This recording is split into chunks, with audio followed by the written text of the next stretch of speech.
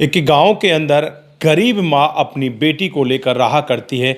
कई बार तो उनके घर में उन्हें खाना तक भी नहीं मिलता, लेकिन वो स्वभाव की दोनों माँ बेटी बहुत ही अच्छी होती हैं। एक दिन का वाकया होता है, बाहर बहुत ही तेज़ी के साथ बरसात हो रही होती है। दरवाजे पर लगता है कि किसी ने आहट दी है, कोई दरवाजे पर आया है। तो बेटी दरवाज़ा खोल कर देखती है, सामने कोई भी नहीं होता। इधर उधर झांक कर देखती है, कोई भी दिखाई नहीं देता, लेकिन दरवाजे पर एक चिट्ठी पड़ी होती है।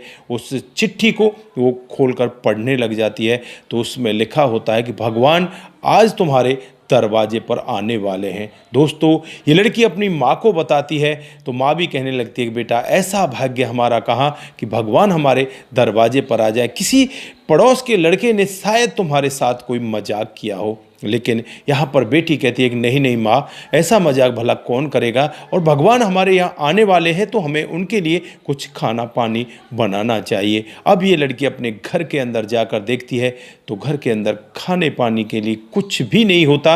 ये लड़की मायूस बैठ जाती है। माँ कहने लगती है कि बेटी हुआ क्या?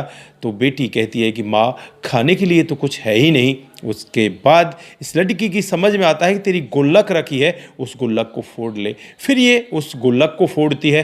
गुल्लक में से लगभग 250 रुपये निकलते हैं।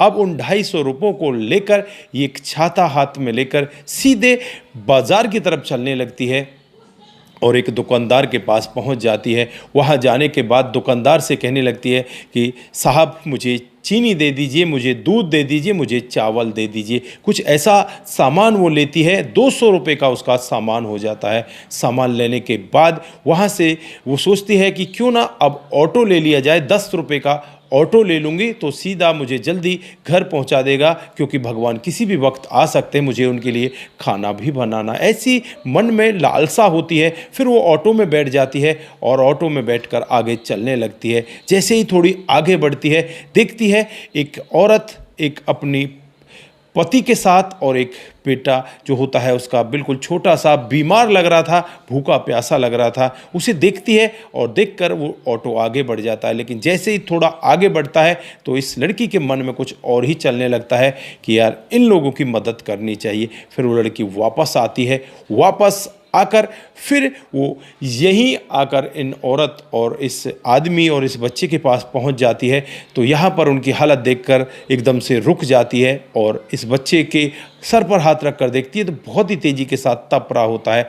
अब यहाँ पर ये बिना कुछ सोचे समझे जो भी ये सामान लेकर आई थी इन लोगों को देती है और कहती है कि ये लो और इन पैसों को भी लो। 40 रुपये उसके पास होते हैं। 40 रुपये उनको दे देती है। कहती है कि इन 40 रुपयों से इसका इलाज करवा लेना, दवा दिला देना। लेकिन ये भूखा है, मुझे लग रहा है आप भी भूखे हैं, कुछ खा पी लेना। दोस्तों, यहाँ पर वो कहते हैं कि आपका बहुत बहुत धन्यवाद। फिर इसको लगता है कि यार, इनको तो छाता की भी ज़रूरत है, बारिश में भीग रहे हैं। फिर उनको वो अपना छाता भी दे देती है। उसके बाद वो लड़की अपने घर पहुँच जाती है तो माँ दरवाजे पर ही खड़ी होती है। माँ कहती है कि बेटी, आने में बड़ा टाइम लगा दिया। बेटी, भगवान तो आए नहीं, लेकिन बेटी तूने बहुत टाइम लगा दिया, कुछ खाने पीने के लिए लेकर आई है। तो वो कहती है कि माँ, इस तरह से मुझे रास्ते में लोग मिले थे। एक औरत थी, उसके साथ एक आदमी था, उसका पति होगा, और उसका एक बच्चा था जो बीमार था। माँ, वो मुझे भूखे लग रहे थे, मैं सारा सामान उनको देकर आ गई, अपना छाता भी उनको देकर आ गई। माँ अब कहने लगती है कि बेटा, जो भगवान को राजी है वही होता है, भगवान की शायद इसी में मर्जी होगी। दोनों के दोनों घर के अंदर चली जाती। तब भी फिर से दरवाज़ा बजता है, लेकिन फिर दरवाजे के आसपास कोई भी नहीं होता। फिर से एक चिट्ठी और आ जाती है और उस चिट्ठी में लिखा होता है कि बेटी, मैं आपकी सेवा से बहुत प्रसन्न हुआ हूँ। बेटी, आपने जो मुझे खाना खिलाया, जो आपने मेरे को सामान दिया, मैं आपका ऋणी हो चुका हूँ। और जो आपने 40 रुपये मुझे दिए थे ना, उनको मैं सूद समेत वापस लौटाऊंगा। बेटी, आपने जो मुझे छाता भी दिया, उसके लिए भी मैं आपका बहुत आभारी हूँ, बहुत धन्यवाद करता हूँ। और मैं आपके लिए सब कुछ कर सकता हूँ। बेटी यहाँ पर अब अपनी आंखें एकदम से द्रवित कर लेती है। उसे याद आती है कि उस जगह पर जाना चाहिए जहाँ पर वो लोग थे। अब वो वहीं पर दौड़ कर जाती है तो वहाँ पर कोई भी नहीं होता। फिर ये चिट्ठी अपने आप ही आगे बढ़ने लगती है। इसमें अपने आप लिखावट चालू हो जाती है और यहाँ पर यही लिखा होता है कि बेटी, जो दूसरों की इस तरह से मदद करते हैं ना, तो वो समझो भगवान की ही मदद कर रहे हैं। गरीब इंसान अगर आपसे कुछ मांगता है, जो आपके मन में आता है, कई बार ऐसा होता है कि मन में आ गया कि इसे 10-5 रुपए दे दूं, और कई बार ऐसा भी होता है मन में ऐसा आता है कि नहीं नहीं, ये लोग तो इसी तरह से ड्रामा करते हैं, इसी तरह से लोगों को लूटा करते हैं। यहाँ पर अब उस बेटी की समझ में आता है कि जो पहले मन में आ रहा है वो हमें कर देना चाहिए। मैं आप लोगों से भी यही कहना चाहता हूँ, जब भी आपके मन में पहले कभी ऐसा आए कि मुझे 10-5 रुपए किसी को देने हैं, तो आपको दे देने चाहिए। उससे शायद उसका भला हो जाए। और उसकी दुआओं में इतनी ताकत होती है, दुआ दवा से भी बढ़कर काम करती है। आपको कई ऐसी जगहों पर फंसे फंसाए आप निकल जाते हैं, वो भी आपकी दुआओं की ताकत होती है। तो दोस्तों, ये आज जो कहानी आप लोगों को मैंने बताई है, ये इन माँ बेटी ने ही हमारे साथ में साझा की थी।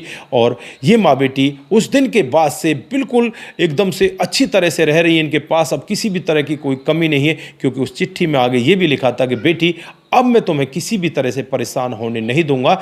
मैं हर तरह से तुम्हारी सहायता करने के लिए खड़ा रहूँगा। दोस्तों, अब इनके पास कोई भी कमी नहीं है, क्योंकि इनके पापा की एक कोई पुरानी जो जमा पूंजी है इनके पास आ जाती है।